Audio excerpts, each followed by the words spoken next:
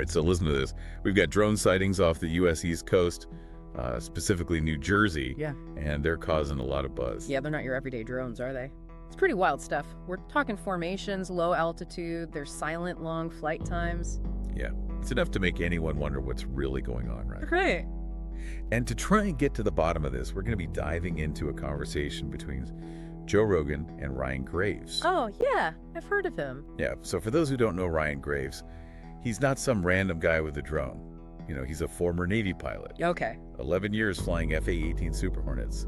He was even deployed twice. Wow. So, you know, he knows what he's talking about when it comes to aviation. Yeah, he definitely has a unique perspective on all this. And I think, he's seen things firsthand that most people wouldn't believe. Exactly. And, he's actually been advocating for more transparency around these UAPs, these unidentified aerial phenomena. Yes. So let's talk about, why he's so credible on this topic. He's described seeing objects on radar that didn't act like any known aircraft, even had near misses with them during training exercises. Oh, wow. And what's crazy is that he's not alone in this sense.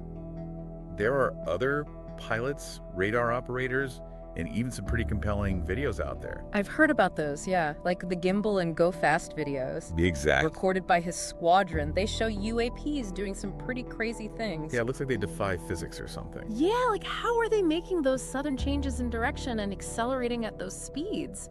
I mean, no sonic booms, no visible propulsion. It's wild. It's really something. And the thing is, he's not just relying on his own word.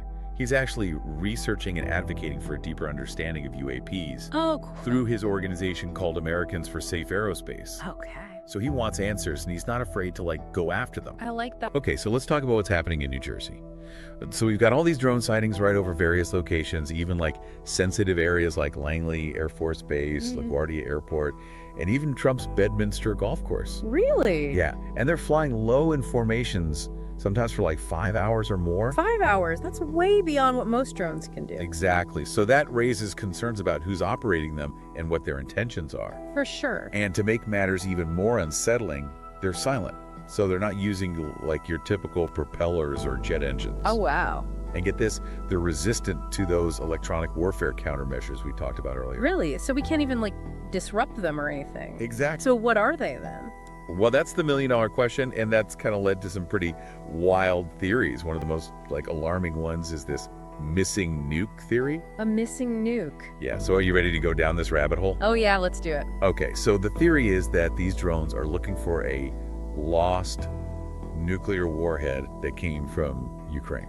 Yeah, and it was supposedly being shipped to the U.S. when it disappeared, and so a damaged container showed up in New Jersey around the same time as these drone sightings. So that's why people are connecting the two. Exactly. It's a scary thought, right? Yeah, definitely. And the CEO of Saxon Aerospace, which is a drone manufacturer that works with the government, he even said that he talked to someone who actually touched this missing warhead. Oh, wow.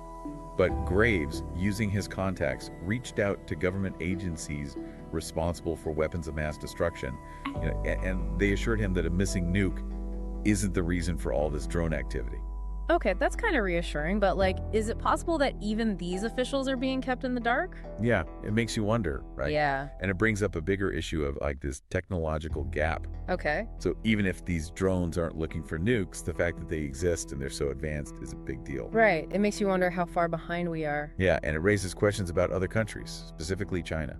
Oh. And how far ahead they might be in drone tech. For sure. I mean, there's a chance that even though our regulations are good in theory, for safety and security reasons, that they might have slowed us down. Yeah. And now other countries have an advantage. And we've already seen how advanced China's drone capabilities are, like those synchronized light shows they do with hundreds of drones. Oh, yeah. Those are so cool. Yeah. But it's also kind of scary when you think about it. Yeah. It shows you how sophisticated their technology is. Exactly. And let's not forget about China's interest in quantum computing, which could revolutionize everything. Quantum computing, isn't that super complex? It is, but it's a real thing. And some people even think that China's storing encrypted data right now, waiting for the day that quantum computers can unlock it. So they're just waiting to unleash all this information. Yeah. It's a crazy thought, right? Yeah, it's a little unsettling. So what's the biggest takeaway for you so far? I mean, it seems like there's this huge disconnect between what we see happening with these drones and what we're being told by people in power. Yeah, there's definitely a sense that there's more to the story. Right, a lot more. And that's what we're going to be exploring as we keep going down this rabbit hole in part 2. We're going to unpack the theories surrounding all this government secrecy, quantum computing, and what it all means for the future. So stay tuned. Welcome back. So last time we were talking about those crazy drone sightings. Yeah, those drone sightings really get you thinking. Yeah, and, the potential that maybe the U.S. is falling behind other countries in terms of technology. Right, especially China. Exactly. Ryan Graves and Joe Rogan talked a lot about how China's been putting a lot of money into drone technology and AI, and how all their work with quantum computing could give them a huge advantage. Quantum computing sounds like something out of Star Trek to me. Yeah. But it's a real thing.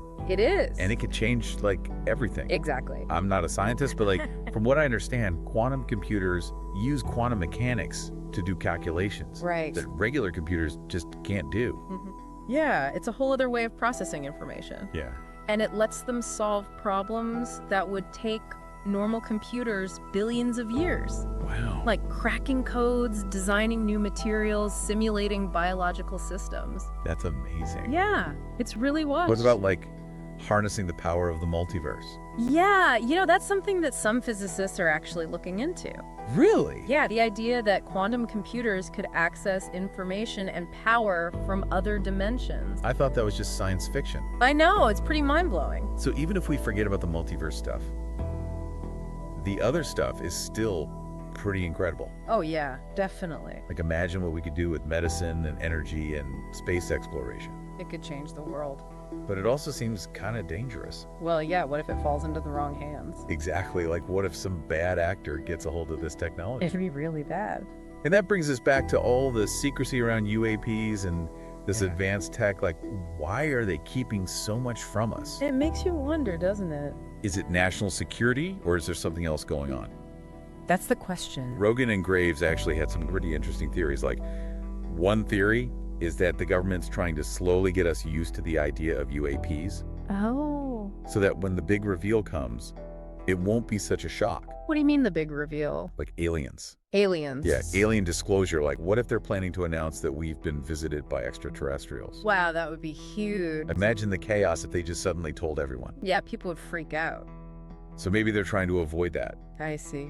Prepare us a little bit. Exactly. And it would explain why we're seeing more and more information about UAPs coming out. Yeah, and all the whistleblowers. Right. It's like they're testing the waters. Interesting. But who's making these decisions? Who's in control of all this? Yeah, it's a good question. Graves even said that there might be a standing presidential order that stops anyone from telling the whole truth, even the presidents themselves. Oh, wow. So a secret group controlling everything? It's a scary thought. Definitely. And that's why Graves is pushing for a public investigation into all of this. A public investigation? Yeah, she thinks we need scientists and engineers and experts from outside the government to really figure this stuff out.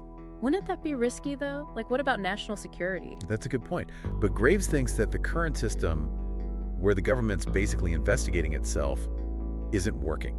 Okay. He wants a real independent investigation led by the White House, but with agencies like the Department of Energy and the FBI involved too. So a massive team effort. Exactly. And he thinks that if we involve the public, it could speed things up. And maybe even help everyone. Yeah, it's a bold idea. It is. So why should anyone listening care about all this? It's easy to think this is all just science fiction. Right. But what if it's not? Yeah, what if this is all real and it changes everything? What if these drone sightings are a wake-up call? We need to start taking this seriously. Exactly. Right. The future might be weirder and more complicated than we ever imagined. So, where do we go from here? How do we make sense of all this? Well, Graves says we need to admit that we don't know everything. Okay. And we have to be open to new ideas, even if they sound crazy. It's like we're looking at a tiny part of a giant universe. Yeah, and we're only seeing a little bit of what's really out there. And those little bits can be exciting and scary all at the same time. Okay, so you ready for some even wilder theories? Oh yeah, bring it on. In part 3, we're going to talk about telepathic communication, interdimensional beings. Whoa. And the possibility that these UAPs aren't machines at all. What are they then? Something alive. Okay, so we're back. And things are about to get pretty wild. Oh yeah, last time we were talking about quantum computing and aliens. Yeah, all that good stuff. And the idea that maybe these UAPs aren't even machines. Right, so let's just jump right into it. Okay. It was the most mind-blowing theory we haven't talked about yet. Well, Rogan and Graves talked about the idea that some of these UAPs might be biological. Biological? Yeah, like living things. Wait, so you're saying like living spaceships? It sounds crazy, but imagine a civilization that's millions of years ahead of us. Okay. Their technology could be so advanced that it's basically like biology. So these things are like creatures that can travel through space. It's possible. But if they're so advanced, why do we hear about them crashing? That's a great question, and it leads to another theory. What if the crashes aren't accidents? Okay, so what are they then? What if they're doing it on purpose? On purpose? Like as a way to communicate with us? So like they're trying to tell us something? Maybe they're sharing technology or knowledge? So like, hey, check this out. Exactly. Or maybe it's a warning. A warning. Or even an invitation. Okay, but how can a crash be any of that? Well, remember, we're assuming they're way beyond us technologically. Right. What if they can transfer information or consciousness through these crashes? So the crash itself is like a message? Exactly. I'm following you. I know it's a lot to take in. It is. But that's the thing about UATs. They make us rethink everything we thought we knew. It's like we're looking at this huge, mysterious universe through a tiny little window. And we're only seeing a tiny part of it. Yeah, and that tiny part is both exciting and scary. So what do we do now? If we're talking about things that are beyond our understanding, how do we even start to figure it out? That's a good question. Well, Graves says we need to admit that we don't have all the answers. Okay. And we have to be open to new ideas, even if they sound strange at first. We can't be afraid to explore the unknown. Exactly. We need to be humble and curious. Like we're explorers on a new frontier. And who knows what we might find? It's pretty exciting. It is. So maybe those drone sightings in New Jersey were just the beginning. Maybe they're a sign that things are about to get really interesting. Well, I think that's a good place to wrap up this deep dive. Yeah, it's been quite a journey. If you enjoyed all this, you should check out Ryan Graves' organization, Americans for Safe Aerospace. They're doing some really important work. And don't forget, keep asking questions, keep looking for answers, and never stop exploring the universe. It's a big place out there with a lot of mysteries. So until next time, keep looking up and keep an open mind. You never know what's out there.